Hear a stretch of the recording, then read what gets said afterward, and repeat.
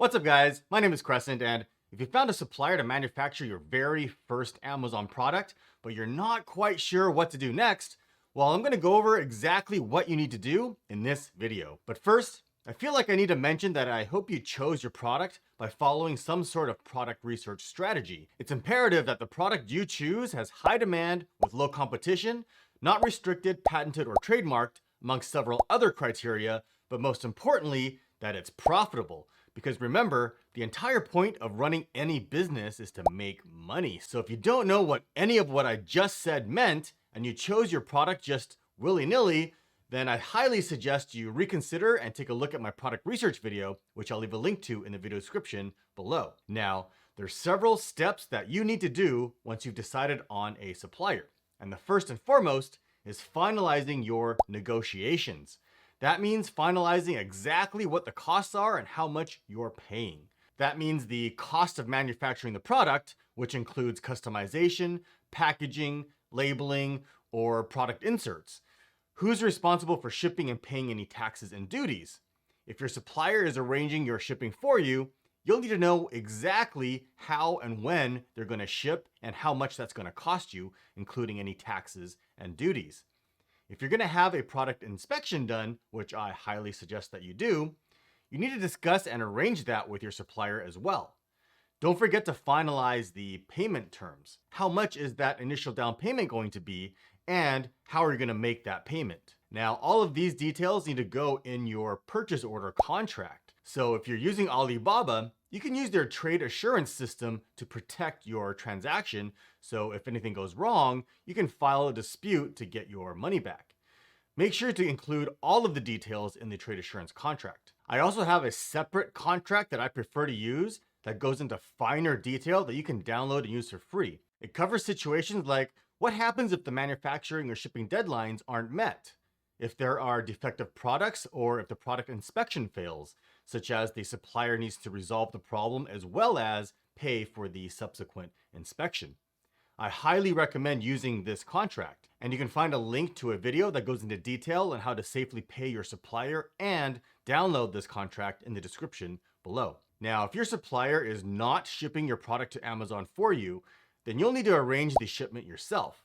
I highly recommend hiring a freight forwarder to do this for you. It's quite an extensive process, and if you do it wrong, you can have your shipment held up at customs, incur fines, or have the shipment sent back to your supplier, or all of the above. You can find freight forwarders on freightos.com. They'll be able to give you a quote and handle the entire shipment process for you, including the taxes and duties. Now, I mentioned this earlier, but you should always have a product inspection done when your supplier has completed the manufacturing, at least on the first couple of orders until you've built a rapport with your supplier. This is to ensure that the quality of the product meets your expectations. You never know, because things can happen, such as miscommunication, machines breaking, or the quality just doesn't match the samples that you originally received. Inspections aren't that expensive. They're typically around $150 to $300 depending on what you want tested. It's a small price to pay to protect your investment and for your peace of mind. And do you know what else is good for your peace of mind? Smashing the like button for the YouTube algorithm. It really does help me out, and I appreciate it. Now, during the manufacturing process, your supplier is going to need a few things from you in order to complete it. First, if you're having custom packaging or a logo done, they're going to need the digital artwork from you. So if you've hired a designer to create the custom packaging and logo, you'll need to get those files and send them to your supplier. Every one of your units also needs to have a barcode on it.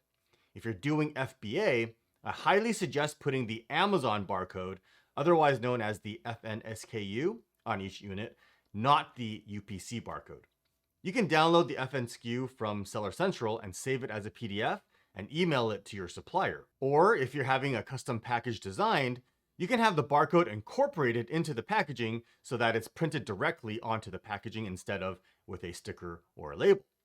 I have a video that shows you how you can do this in the video description if you want to learn more about it. Now, in order to get the FNSKU barcode, you need to have created a product listing on Amazon first. So if you haven't already done that, you'll need to do that right away. And again, I covered this in the product research video I mentioned in the beginning of this video, because creating a listing should be one of the very first things you do to make sure that there aren't any problems or restrictions with selling this product. Issues can prevent you from selling it on Amazon altogether or end up costing you a lot of money to resolve. So again, if you have no idea what I'm talking about, I suggest watching that video. And before moving on, if you haven't created a listing yet, you'll need to buy a UPC barcode in order to do so. I don't recommend buying barcodes from third-party websites like Nationwide Barcodes or Barcodes Mania, or getting a GTIN exemption.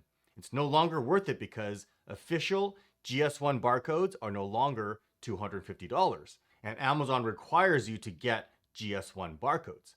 I have a video that goes over how to buy them now for $30, and I'll post a link to it in the video description below. Okay, now while we're on the topic of the product listing, you're gonna need professional photos of your product.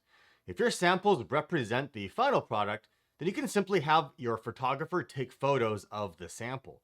However, if you've changed the product and the final production unit is different than the sample, then you can have your supplier send a final production unit directly to your supplier as soon as the first units are completed. Otherwise, you can wait until your shipment arrives at Amazon's warehouse and gets processed. Then you can do what's called a removal order to have one unit shipped to your photographer directly from Amazon, but I don't suggest doing that. You want your listing ready to go so you can start selling as soon as your product is processed by Amazon.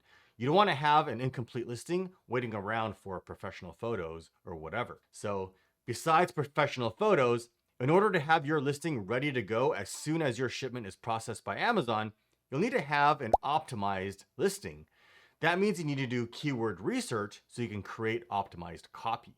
This is the listing title, bullet points, description, and backend keyword list. The tool that I use and recommend is called Keyword Scout from Jungle Scout. It's the most powerful keyword research tool, and it even lets you steal the keywords from your competitors' listings. You can also use this same list of keywords that you've put together to create powerful PPC campaigns. I have a video that goes into detail on how to do keyword research and create PPC campaigns, and I'll post a link to them in the video description below. And last, a couple of points you need to consider and have a plan for.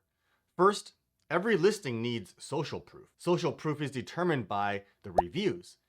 How are you going to get your initial reviews? Amazon has a very strict policy on what's acceptable and what's not when it comes to reviews. There's several black hat methods like having your friends and family leave reviews, as well as some gray hat tactics. But the best methods that don't violate Amazon's review policy is to use their Vine service and early reviewer program. I have a video that goes into detail on all the different methods of getting reviews, from black hat, gray hat to white hat, and you can find a link to it also in the video description. And the final point you need to consider is the launch price and how you're going to generate sales. What price point are you going to launch your product at? This is an important factor. You need to consider what the average prices are within your niche. If you price it too high, people may not buy from you because you have no social proof yet. If you price it too low, people might attribute that to poor quality.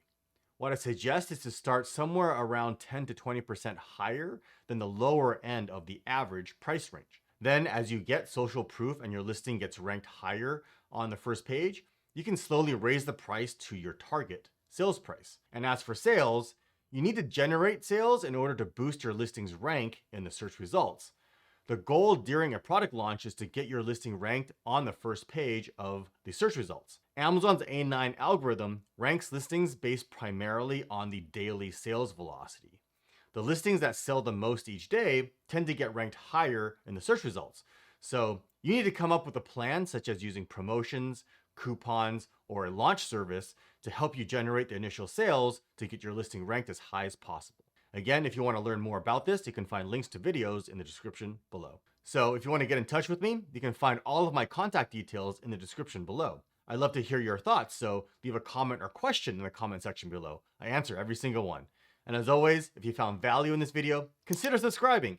And do me a favor, smash that like button for the YouTube algorithm. It really does help me out, and I'd appreciate it. And make sure you ring that bell so you never miss a future video. All right? Thanks for watching.